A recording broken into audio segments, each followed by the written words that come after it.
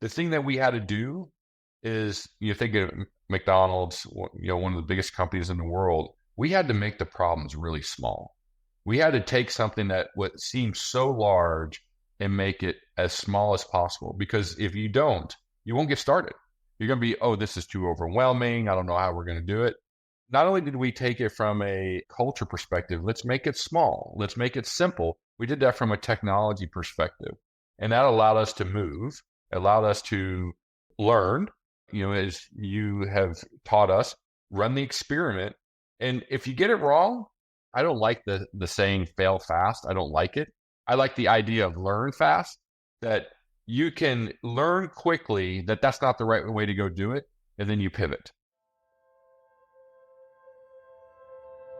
Welcome to the Unlearn Podcast, where host Barry O'Reilly seeks to synthesize the superpowers of extraordinary individuals to think big, start small, and learn fast. Here's your host, Barry O'Reilly. Welcome to the Unlearn Podcast. On this show, I'm delighted to be joined by Daniel Henry, the former Global CIO for McDonald's Corporation. Now, previous to joining McDonald's, Daniel had a fascinating career, starting in EDS and moving on to American Airlines, where he spent many years driving technology change and transformation within the airline business. But when McDonald's came calling in 2017, one of the most recognized and valuable brands in the world, operations in 120 countries, it was a fascinating opportunity for him to take on a new challenge. On this show, we dive into his experiences leading major transformations in these massive organizations. How do you create teams? How do you create purpose, but ultimately execute the technology vision to bring it to life and put it in customers' hands?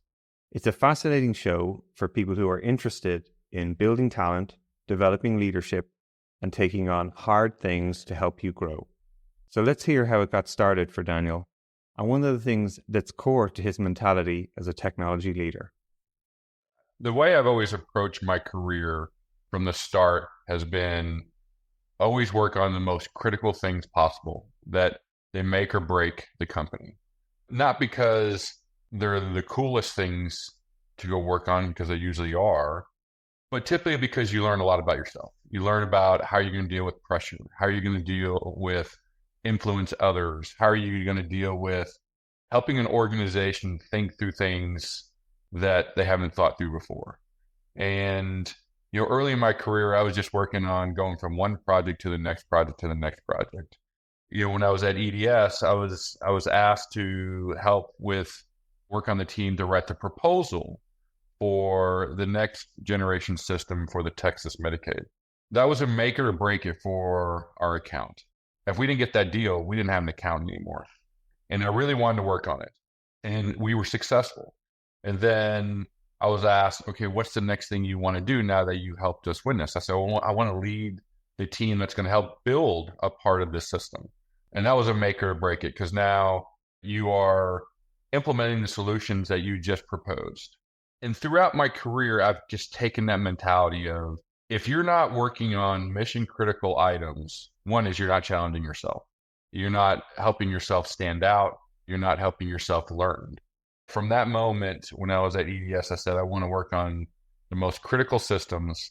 When I joined American in April of 2001, it was, okay, how do we create an online experience for the airline?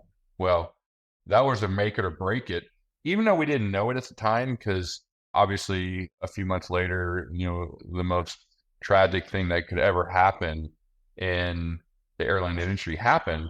But we had to rely on technology to help us through that. So that was really sort of verifying that we were working on make it or break it technology. And then you go through bankruptcy and, okay, how does technology play a key role in that? Then you go through a merger, and then how does technology play a key role in that? And just being a part of all of that, where if you don't get it right during bankruptcy, your company doesn't exist. And that's, how do you bring organizations together? How do you bring the right technology to the forefront to help save costs? Then during a merger, and by the way, you're doing a merger with someone that was your fierce competitor. And how do you bring two organizations together? So these are all mission critical items. And then when we were through with that, very successful, I got to a place where I was just going through projects again. I was like, this is not challenging me. I'm not learning. And that's when McDonald's called. And McDonald's said, we need to completely rethink how we do technology at this hamburger company. And this is a make it or break it for our company. This is really going to help us help us. It's going to be a growth driver. And so I've always put myself in the situations where it has to be mission critical, has to be save the company type projects. And that's always been successful for me. Yeah, no, like I love the mentality in many ways. Like just listening to a couple of those nuggets you're sharing, like, for most people to do a merger is a once in a lifetime opportunity. For doing a bankruptcy turnaround, right? So it's great you've been through the fire a few times. But talk to us a little bit more about managing high stakes opportunities, right? Because that's something I think is fascinating about what you've been doing. You've sort of done reps of it in a way, right? And you've obviously built resiliency through that. I'm sure none of them have been a cakewalk. So what were some of the things when people are staring at these opportunities? Because I think that can be a blocker for a lot of people, right? When it's high visibility, high stakes, dealing with global brands here, but people face those in their own way in their opportunities. How do you help people take that first step to step forward? What are some of the expectations you would say to them about when they're going to go through this process of dealing with high stakes, but also high reward if it works out? What were some of the things that you started to think about and you've learned from going through those opportunities numerous times? Well, I would probably repeat a lot of what you've told a lot of folks is, just run the experiment. You go into these things, the more you work on them, the more confidence you have. But there's not a playbook. There's not something where you just, pull out your binder and say, okay, step one's this, step two's this, step three's this. Because they're all different. You're dealing with different organizations, you're dealing with different people, you're dealing with different business problems, you're dealing with different technical problems, you're dealing with a different sort of environment altogether. So there's not a playbook. You just got to rely on your experience. But what you taught, and reiterated to us at McDonald's, run the experiment. And you just got to get started. You got to be open-minded that there's going to be more than one way to approach the problem. But I believe there's three things you got to really focus on. One is you got to give them clear purpose. What's the purpose that you're trying to achieve? With a clear purpose, you get the organization comfortable that there's actually some sanity to this. You're just not going to wing it. And with that clear purpose, people have a better understanding how they can contribute. What are the priorities? What's the strategy? The second thing is you got to put the best team you can put together. And that's assembling people that are existing in the organization. Sometimes that means you got to go outside the organization. Sometimes you got to go outside the company. You got to create a team that is bought into the purpose. And if they're bought into the purpose, then the third thing just falls in line is you're able to execute. When you have the purpose, the team, and the ability to execute, nothing can stop you. I've seen you create that for teams, which is fascinating.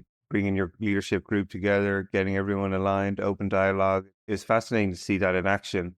Again, it's interesting that you started in EDS and then went in-house to American Airlines and also in McDonald's, where you were sort of rebuilding these companies. But a key part of both of, especially American Airlines and McDonald's, is working with other players, right? It's not like you just have a technical staff of whatever it is, 10,000 that you need to run these businesses. That was one thing that really stood out to me as I was watching you work, is like the ability to work with the team, in-house, people you need to bring in, as well as the suppliers and those helping around you.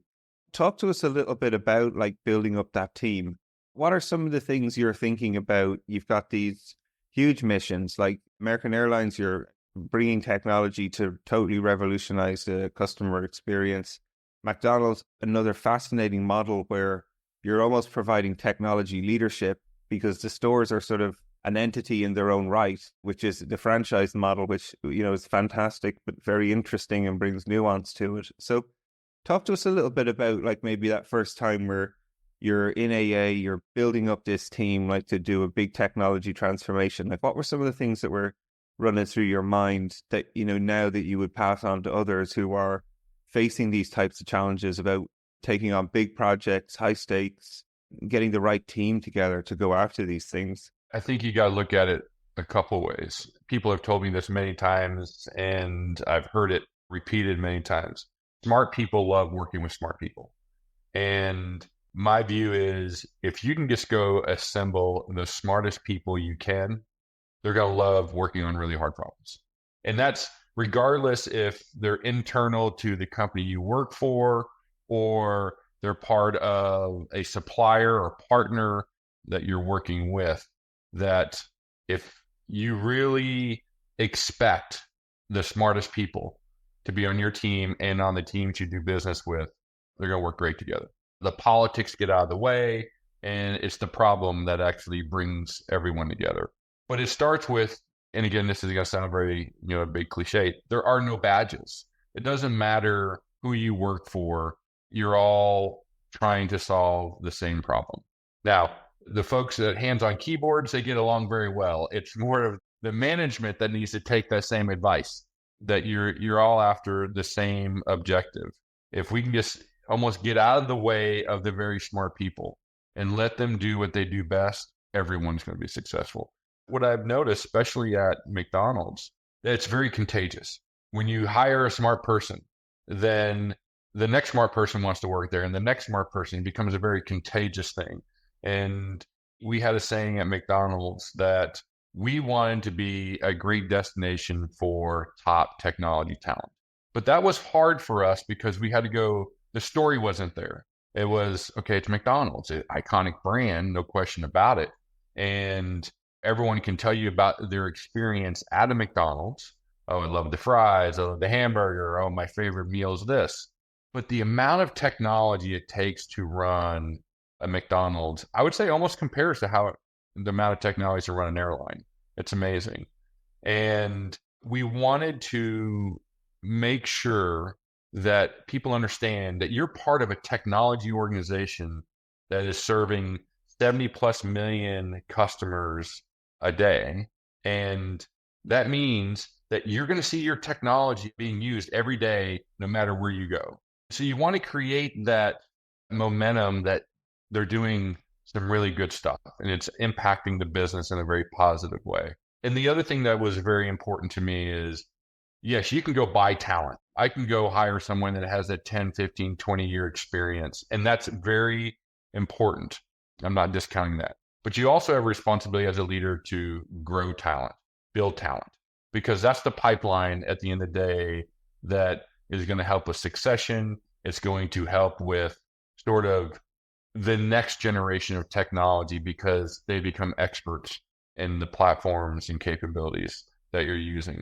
And so it was important for us, and give credit to Maya at American, and I sort of stole it from her and took it to McDonald's, is how do you get into the universities? How do you make sure that you're bringing in that talent and making sure that you're growing them? And at the same time, they're actually helping you because they're learning the things that you're trying to teach the organization. So when you talk about unlearn, we're trying to unlearn things that the students in universities are learning every single day. So they're actually the best experiment. Bring them into the organization. Let them try the things that they've been learning, because sometimes, someone that's been there at a company many years, they're stuck. And so, the unlearning exercise for us is stop doing what you're doing. Start listening to these new folks coming in. They're newbies, but they actually been learning this stuff. I love this. It reminds me of one of the great shows we had was with Joe Narenia. He was the head of commercial banking for HSBC. And he had this sort of method where every year he would invite graduates into the company, right? They'd all join. And he'd give them problems to work on that him and his team were working on, just to see how they would go about solving them. He used to say it was one of the most fascinating things, because they'd be pulling up all these different tools, new technologies that were sort of au fait to them, if you will, right? But like within a company, HSBC, big company, bureaucracy, you've got like these people who are sort of little disruptors in a way and showing how you can do things differently. And it also was a great cultural artifact in the company where you had some of the most senior people like Joe sitting down with the most junior people straight out the gate, learning from one another. It's such a great way to think about things. And again, it shapes the culture of what you're trying to create there, growing the future, giving people a shot, everyone having a voice, so the best ideas start to bubble to the top. It's a great way to think about it. Which reminds me then, even like, the time we met, McDonald's is in a really fascinating point, as you described. You'd moved to the new offices inside downtown Chicago, beautiful building, great setup in there. You sort of mentioned this pattern that you learned from another fantastic leader, Maya, at American Airlines, of starting to get out there, like put the brand out there, tell your technology story out there, attract up and coming talent to come work and actually help you move this mountain about what you were trying to do, about innovate the whole business. So talk to us a little bit about that, because I think it's another one of these things. We always hear like talent is a challenge in the tech space. How do you go about getting it? Some brands can buy it in, some brands have to develop it and build it. You were doing both, as well as, what you were bringing to the show too as well. So tell us some of the lessons about maybe as an industry that we need to sort of unlearn a little bit about how to build these great teams that are going to help you be successful. And again, the interesting dynamic with McDonald's is you got like 100 countries around the world where you're trying to like do this. It's not just like downtown Chicago. I need to get 5, jQuery engineers. Can someone just mint them for me, please? Like, talk a little bit even about the dynamics of the global aspect of what you were trying to do at McDonald's, especially. Yeah. So as I already mentioned, you can be working on the best stuff. And I thought the team, they were doing amazing things. They were bought into the purpose. But the challenge that we had is McDonald's has brand recognition. There's no question about it. You can drive by the Golden Arches and everyone knows what it is. But for technologists, they didn't know what we were doing behind the scenes. They didn't understand the amount of technology it took to run a restaurant. They didn't understand the amount of technology it took to create a digital platform. They didn't understand the technology it took to, okay, now we have digital menu boards that we put around the globe. What do we do with them? And they didn't know that we were actually buying technology companies, bought a company out of Israel, bought a company out of California. We wanted to be fast movers because that gave us even more an advantage. But the challenge we had is no one knew about it. It was the best kept secret. And so what I wanted to do was, I had a job and my team had a job, is we have to get out there and tell the story. We have to tell them the story of the journey we're on. We didn't get everything right. And I actually think that's a benefit, that we didn't get everything right, that we were taking on a responsibility where technology was truly viewed as an asset to the company. Technology was viewed as a growth driver for the company.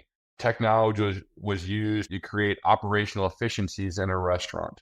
And when you get that message out, and then you create that opportunity that you're going to see people using your technology every single day. And by the way, it's not just in the US. It's in Australia, it's in Canada, it's in France, it's in Germany, it's in the UK. It's in 110, 120 different countries around the world. Creating these global platforms, you create a lot of excitement. And when you do that, again, it starts creating momentum. And then it now becomes, you are a great destination for talent. Talent that you need with a tremendous amount of experience. It's talent that you can get from the universities. It's talent that is actually in a lot of restaurants that it's untapped. And so how do you start bringing them into the technology organization? They're big contributors. How do you continue to work with the business? The business played a huge role in the success of technology. We couldn't have done it without the business at American and at McDonald's. That is something that was a lesson of mine throughout my career is, we can do this without anyone else. You can't. I promise you, you can't. You think you can, but you can't. You need the business there with you step by step, and we had that. And when we went on that storytelling, it became one of our biggest attractions for talent, which is, I want to go work on that. That sounds really cool.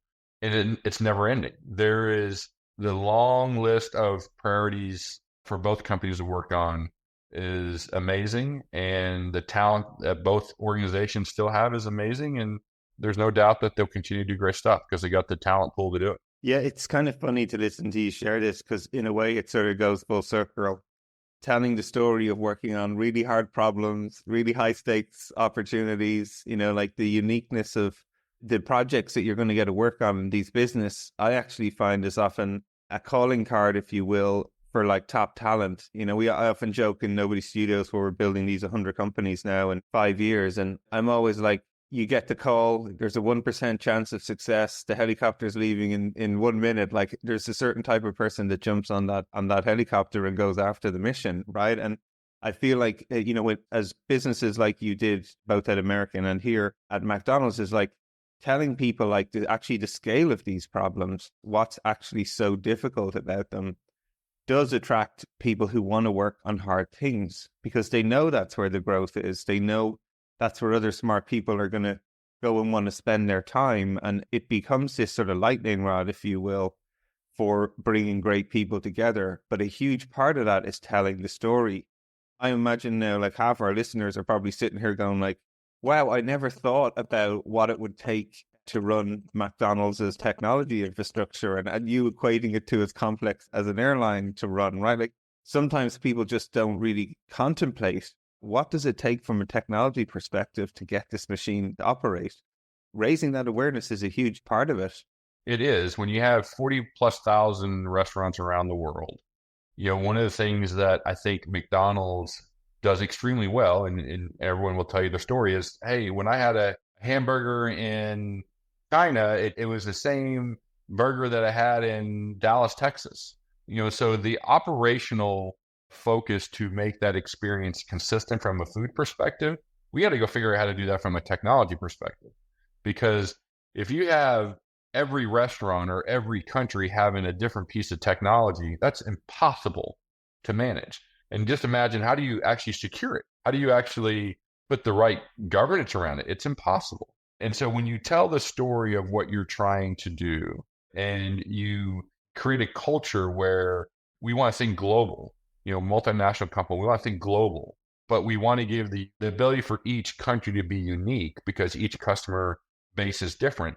But how do you run and create global platforms, but it feels local? And that's a challenge.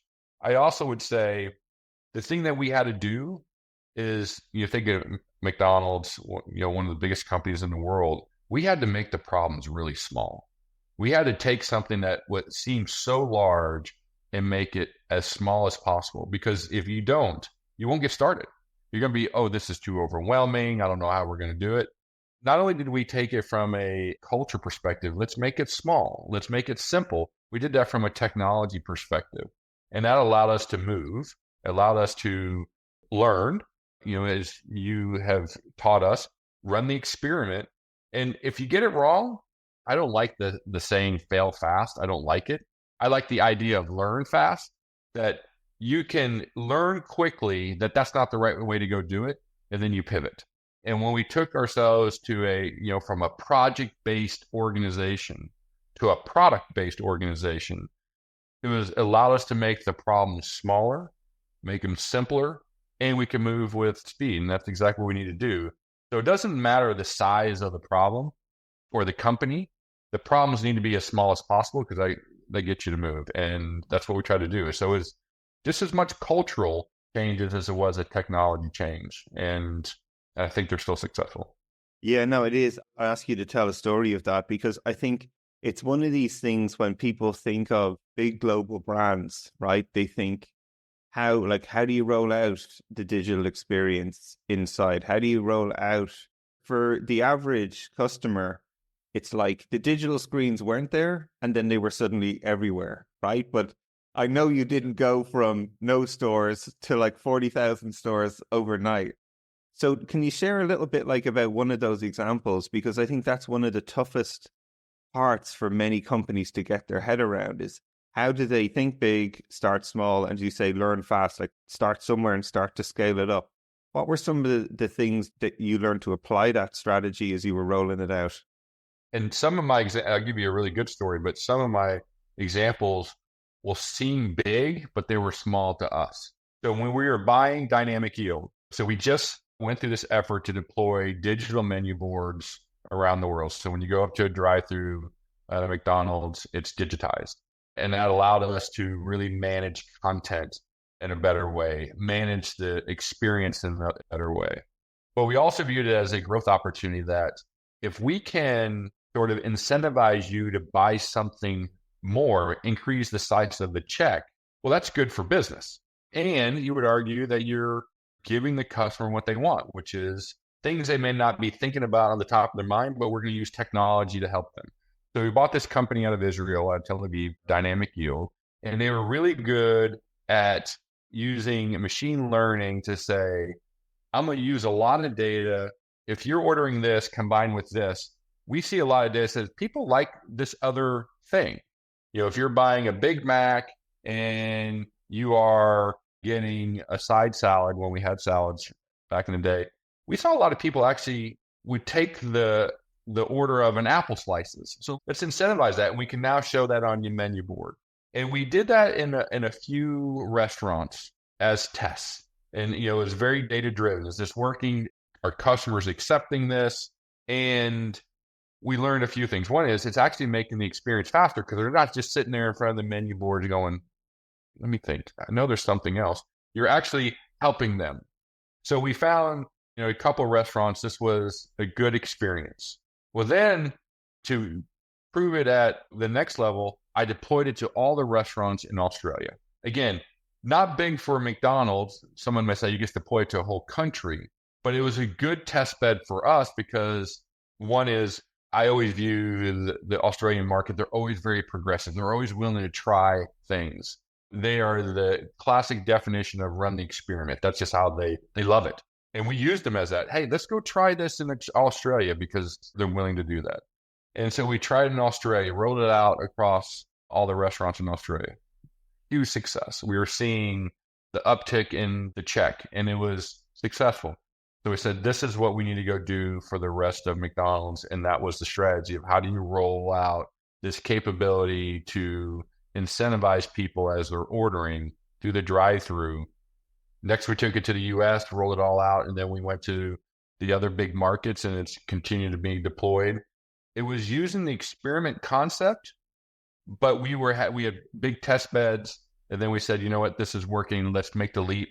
We're going to be fast forwards. We're going to show the industry that this is good, not just McDonald's, but the QSR industry. And we're very proud of how it played out. It really helped the company, and it grew the business, which is exactly what we wanted to do. Yeah, no, it's funny. Actually, I remember you doing that at the time. It's fascinating, to hear this sort of melting pot of a new technology being data driven, better customer experience, operational efficiency. It's like this ultimate trifecta, which is, again, the joy of it's very infrequent. You get to hit all those notes on a technology innovation that you bring to a business, right? So that idea, as you say, of finding places where you can start to try it locally, pick a region that you're going to roll it out into, scale it up over time. I think it's so important for people to hear those patterns because, as you say, when you're trying to drive these massive programs, they can feel overwhelming. If you're thinking how are we going to get this into 40,000 stores in 100 countries on day one? You can freeze. And I see that happen a lot. So it's always great to hear these examples of how people can think big, but start small and learn quickly what's going to work, how they can iterate it a little bit at smaller scale. So when you ramp up, you just have these successful rollouts ultimately, and based on what you've learned along the way. I think it's fascinating. It helps you become a data-driven exercise versus an emotional exercise. Because as you can imagine, the drive-through experience is very important for McDonald's. There's no question about it. You don't want to do anything that's going to disrupt that negatively or make the cruise experience more difficult. We want to let the facts drive the conversation. And we had a responsibility with the business to say, this was actually going to be a benefit. It's not going to impact the customer. It's not going to impact the crew. It's actually going to make their experience even better. And when you can remove that emotion from those conversations, I just think you get to a better decision quicker. Yeah, no, right on. Great tips. So now you're in the next iteration of yourself, which is always fun, right? You're out there, you're mentoring, you're helping others, you're giving back a lot to community. You've an amazing philanthropic focus for yourself. I always really enjoyed that about your mentality too as well. Tell us a little bit about, what you're focusing on now and what are some of the new things that are sort of coming into focus for you? I think the biggest one is sort of just taking a step back and helping others. You and I have a really close friend, Stephen Leist, and he's on his next opportunity. How can I help him? I've built a pretty good network throughout my career. And I had a lot of people helping me. There's no way you can be successful on your own. It's not possible, nor do I recommend even trying. So this is an opportunity for me to help others with advice. When the phone rings, I pick up. I'm still, I'm staying involved in where's AI going for the technology industry. That's exciting and scary at the same time. How do we do that responsibly? So I'm on a AI council just to think through that. And my role on that council is, okay, how do we actually execute it? We can talk all the, strategy, but is it actually something we can implement? So good discussions there. And along the way, if the great next opportunity comes about, I may think about it, but I don't know. I sort of like having my own hours right now. It's so funny. It's great to see, though, that fires are still burning there in a way, like looking for those high stakes, hard to do problems, right? But I think that's part of the fun of it, right? Is like you say, like you're on your own time now and you can look for those opportunities and explore them. And yeah, I'm sure there's like a bunch of people listening to the show. Your phone's going to start ringing like crazy now in 20 minutes ago. Well, hang on a second. Don't call. Yeah, so really then for yourself, like, it's great. Like you're obviously exploring these AIs. You're part of some of these groups that are looking at, but what are you most excited about from a technology perspective now looking forward? What are some of the trends that are sort of lighting you up that your curiosity is naturally leaning toward? Yeah, I mean, everyone's hearing about, AI, generative AI. And I mean, we're seeing all of the big technology companies investing tremendously in those capabilities. My big focus and what I think would get a leader like me very excited is it's not about the technology itself. It's about how can you apply that technology or a version of that technology that is going to drive business. I'm not in the business of doing technology for technology's sake. That's not what you do as a CIO or a CTO at a company that's not a technology company. We're there to drive business outcomes. And I think what's exciting for me right now is to help play a role in making sure whatever technology is coming out, we just talked about AI, how can you actually execute that? How can it actually be meaningful within a company? It's great that, it can write your paper for you. How's that going to create business value? I have no doubt, just like in security, the VC world is going crazy and trying to find the next startup that's going to take AI as an example to the next level. And, working with a couple of private equity companies to say, okay, is this making sense? Is this actually a scalable thing? Is this actually, again, an implementable thing? I think that's where I can provide value, and coaching and giving some advice is no matter what it is, if it can't scale and it doesn't create business value, then you really got to ask the question, what is it that you're trying to accomplish? And I think where storytelling comes in is how do you tell the story? And great technologists, I believe the best technologist is someone that can talk to multiple levels of an audience. They can talk to developers, they can talk to managers, they can talk to CIOs, they can talk to boards. If you are a technologist that can talk to all those audiences, you're going to be extremely successful. And my goal right now is to help individuals and companies tell their good story. You've told some stellar stories here today, Daniel. I'm really grateful, obviously, just for you to have you on the show to share some of your journey, the things that you've been on. It's a pleasure watching you work too as well, and the time we've spent together. And I'm excited to see what you continue to do and help many people. So again, thanks for joining us on the show and sharing your stories. Thanks for having me. Hey everyone. I hope you enjoyed that show, but I'm even more delighted to share the exciting news. I've recently co-founded a new venture studio named Nobody Studios. Now, Venture Studio is a vehicle for the rapid creation of new companies, from ideation to acceleration and growth. And our purpose at Nobody Studios will be to de-risk pre-seed stage business ideas. We'll do this by minimizing the time, speed, and capital involved in validating truly repeatable and scalable business models before any significant venture investment. We've an audacious goal to start 100 compelling companies over the next 5 years, and who knows how many beyond that. So if you're interested in radically changing the way work is done, how products are created, Companies built and funded, even democratizing the wealth creation and how returns are distributed, this could be the business for you. We're looking for talent, capital, and influence. If you wish to contribute any or all of these, just get in touch.